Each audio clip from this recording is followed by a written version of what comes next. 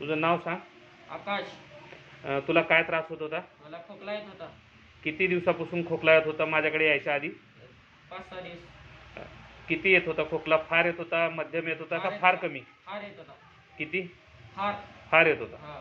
बरं. मग फार खोकला येत असताना मी तुला औषध दिलं हा.